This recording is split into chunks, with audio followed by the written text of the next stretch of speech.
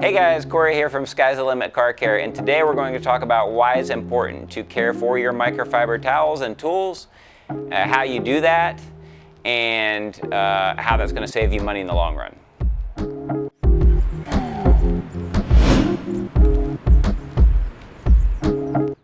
So what is microfiber? Microfiber is, broadly speaking, it's a synthetic towel or tool. It's a fiber. Basically, it's not cotton. It's not a specific organic type of thread. It is generally, when we're talking about detailing towels, it's generally polyester and polyamide. And then in some cases, you might have rayon or some other type of synthetic fiber built in, depending on what the tool is and where it was made, how it was made, and what its purpose is. But in any case, pretty much any microfiber tool in the detailing industry is going to be cared for in the way that I'm going to describe below, with some slight differences which are always noted on the product descriptions on our website. So first of all, when you're dealing with dirty towels, the stain sometimes won't come out if it sits long enough. That doesn't really matter. The idea behind cleaning your towels and tools, obviously you want to get them nice and crystal clean, but sometimes there's going to be some types of colorings in certain products or stuff on your car that the colorant might leave a discoloration in the towel, and that does not ruin the towel. So some people are under the impression that if that's left over on their towel, if they can see that, then oh, now the towel's no good. That has absolutely zero to do with it. That's just a stain of the actual lightly colored fabric, and that's nothing to worry about. The reason that we're washing our towels and tools is because we don't want any sand or grit or particulates or abrasives from polishes or waxes or any of those things to be left in the towels. And that's for different reasons. Number one, obviously the abrasives, the sand, grit from polishes, all of those things that can scratch your finish. And obviously the wax and the polymers and the nano sealants and the different stuff from your protectant products, that can have a negative effect on the absorbency of the towel. So let's take, for instance, this chipmunk drying towel here from Microfiber Madness. If this towel, or any drying towel, here's a Dry Me Crazy Junior, if any of these drying towels have wax and stuff like that in them, then that's going to be a limiter and handicap that particular tool for what its main purpose is, obviously, which is drying. If you were to get a little bit of wax or something in a towel like this that you're not using for drying, that you're using for wiping off a wax or something, then it's not going to make as much of a difference. But I digress. I'm going to go ahead and explain this in a little bit different way.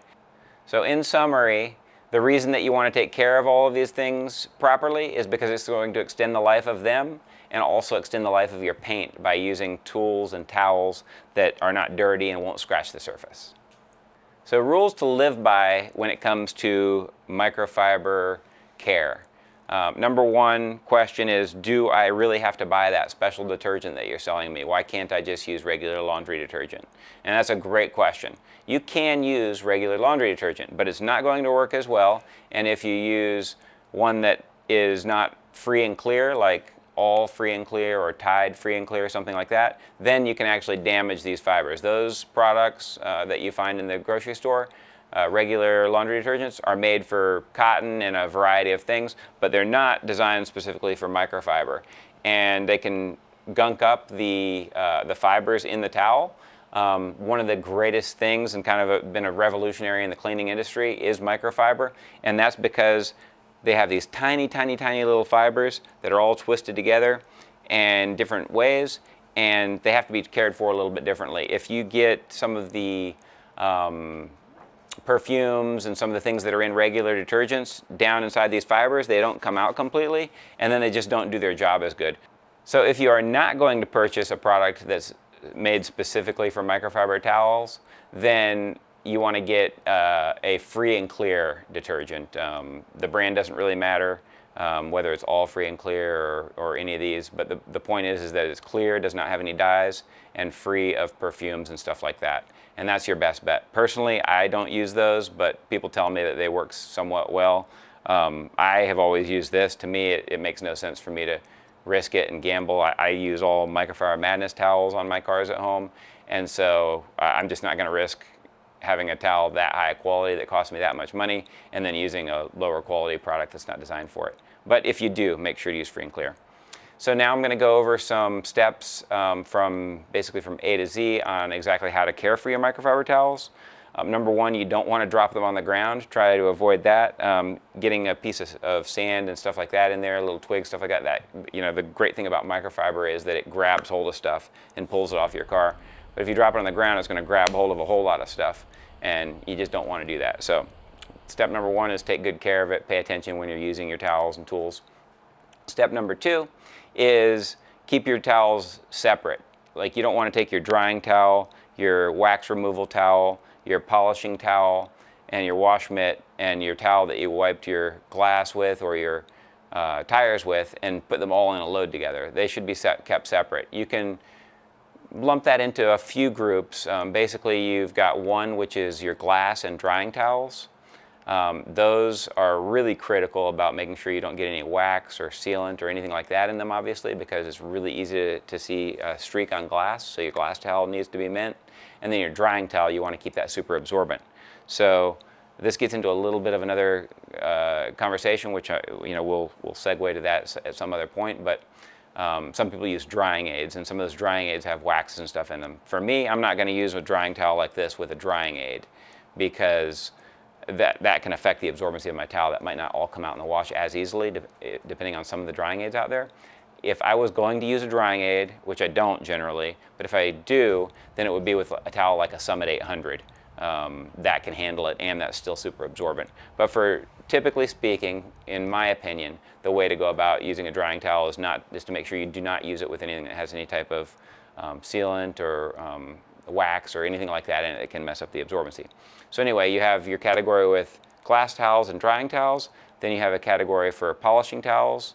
Then you have a category for waxes and sealants.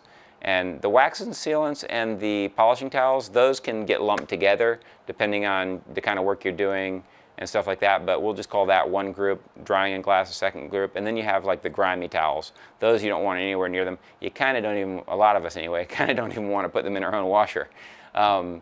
And then obviously you've got your wash mitts.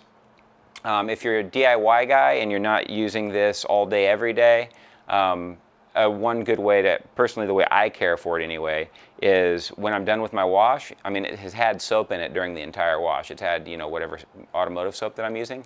I just rinse it out really, really good when I'm done, and that's it. I don't put this in the machine that often. But for those that get them really dirty, or occasionally when you do want to put them in a washer, you're going to treat them the same way as you would, your microfiber towels. I rarely ever have to or want to do that personally, and my Microfiber Madness mitts have been holding up for 7, 8, 9, 10 years. My original's still in use. So that goes to show, if you take good care of these tools, then it really saves you a ton of money in the long run using the right products and the right technique. So we have our categories. The next step is how to wash them, and that is obviously, as we discussed, you're going to put a small load or a heavy load if you're doing a lot of cars and have a detailing operation. If it's a small load, you're generally going to use about an ounce of product, regardless of which of these products you're using. If you're doing a heavy load, that's about 2 ounces of product, and you can vary that. If you have really, disgusting load, you could even amp that up a little higher, and then just do an extra rinse cycle. That's always been a habit of mine. Depends on how particular you are, but I like to go in and do an extra rinse cycle when I'm done washing. When the whole load's done, it's done the rinse cycle, it's spun. Then I'll usually interrupt the spin, switch it back to a second rinse cycle, and rinse that down. That's not necessary, but it's something for people that are a little over the top like myself. And now, Microfiber Madness will tell you that you should not get the temperature of your towels ever over 140 degrees. And I believe they mean that's the case even in the washing machine. For me, I put mine on hot. I don't believe that it gets over 140, but I've never had an issue. But that is something that they warn, is you don't want to melt any of the synthetic fibers. You can actually melt those fibers and make them hard if they get too hot. So when it comes to, you spin those dry, and then when it comes to drying them, you can either put them in the dryer or you can hang dry them. If you put them in the dryer, at that point it's extremely important that you do not get them hot. In the dryer, you want to put them on a low setting or a no heat settings and let them tumble dry. If you want to be extra cautious, then you don't even let them get completely dry. They're almost dry, but you don't get them to that point where they're, you know, dry. Then you just hang dry them. Now, if you have a lot of towels, that can be a little excessive. And in that case, or if you're not that particular, then just put them on low heat, tumble dry, and you'll be fine. One other big important thing, no fabric softeners. So obviously, when we talk about the detergent, we don't have any fabric softeners, but also in the dryer, we don't have a fabric softener sheet. We don't want to add any of these types of things to our washing or drying process. Fabric softener sheet is a huge no-no and will ruin your towels probably permanently. I've never tried to find out, but I know that it's a big no-no. So a couple other things we'll mention. Number one, if you're using something like a ceramic coating, this is one of the towels that we use with ceramic coatings. And after we have done a ceramic coating, I wouldn't trust your towel again on the paint.